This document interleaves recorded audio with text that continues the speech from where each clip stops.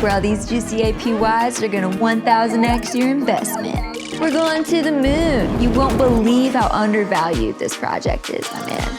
Buy now or cry later. Capturing your FOMO.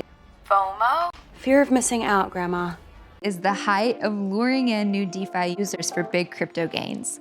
But we all know that it's not always smooth sailing on the SSD gen. In this video, I'll explain some of the technical, financial, and human risks. More risk. Of being your own bank in decentralized finance. Smart contract bugs. Smart contracts represent the autonomous piece of DeFi. We are autonomous robotic organisms from the planet Cybertron. Whereas in traditional finance relies on intermediaries like banks to facilitate transactions, in DeFi, smart contracts run the game. So basically, users deposit funds into a liquidity pool that's locked up in the smart contract so that the money's already there to facilitate the transactions. People don't need to go through an intermediary to make a transaction like they would with a bank. Maybe you should try a different bank. They can just interact with the funds that are already there in the smart contract. If there are vulnerabilities in that smart contract code, it could be exploited by a hacker. Hack the planet! Hack the planet! Who could drain all the funds from the liquidity pool. There is insurance to help protect you against this risk, but it's kind of expensive, so you have to weigh it out and decide, is this worth the loss in the returns that I would be getting otherwise? Insured or not, there's no guarantees, but you can mitigate your risk by looking for projects that have been audited.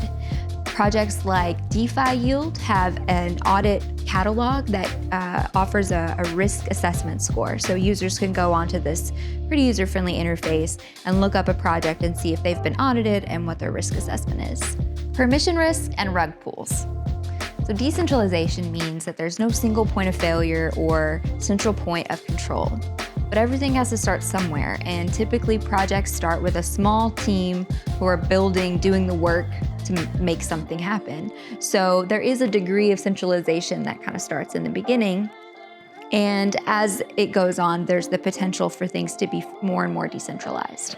The risk in giving a small group of people a lot of power is understanding their threshold for integrity and their commitment to being able to keep their admin keys safe. Admin keys give permission to access funds or make changes to a protocol. Given that Web3 is a trustless and permissionless space that allows people to remain anonymous, what's to keep them from taking your money and running? That kid's already spent all the money. Or making a change to the protocol that would benefit them, or accidentally leaking their admin key and putting the funds at risk. To mitigate risk, check a few things out. A project should have their process for making changes to their protocol written in their white paper. Can you read that and easily understand it? If not, are there other documents available? Can you interact with their team on Telegram or Twitter and ask questions? If people are unresponsive, that's a red flag. Big red flag. Many reputable projects use a time lock so that they can't make any changes to their protocol without a certain time frame passing or without having some sort of voting procedure with their community. Often transactions require approval with a multi-sig wallet, which basically means more than one person holding private keys has to approve of a transaction for it to go through. It's also important to look for the actual value in a project. Weed through the Moonboy hype and look for utility and added value to the Web3 space. Before giving someone your money, just know that a low market cap and an active community does not necessarily a wise investment make. Governance failure. In DAOs, token holders can vote on a variety of things, from the project's mission to spending decisions to marketing choices. All of that can be up to the community. Whales are people who own a lot or like big bags of that token. And depending on the voting mechanisms of a DAO, whales can sway a vote because their larger share of tokens gives them more voting power. I drink your milkshake. Because smart contracts automate the governance process of DAOs, there's little that can be done once voting conditions are met to stop a malicious act. While some people would say that whales would be silly to try and harm a network that they've got so much money to invest in, there are definitely examples that have happened to show that the risk is real.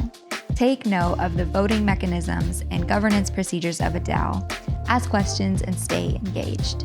Oracle attacks and liquidity pools create a whole other category of risk for DeFi users. So we've created a separate video to explain those. You'll find it linked in the description. Man, I really sold you on DeFi, huh? It's a relatively straightforward question. The purpose of this video is not to give you financial advice or to scare you away from cryptocurrency. It's to give you the tools so that you can make informed decisions for yourself. These risks do not define DeFi. There are plenty of people making generational wealth and real freedom in Web3. Incredible people are building the future here. But you have to know the risks and do your own research before you give people your money. Don't deposit more than you're willing to lose. Do ask questions, do read documentation, do engage with the community. Most importantly, breathe. We're all gonna make it, friends.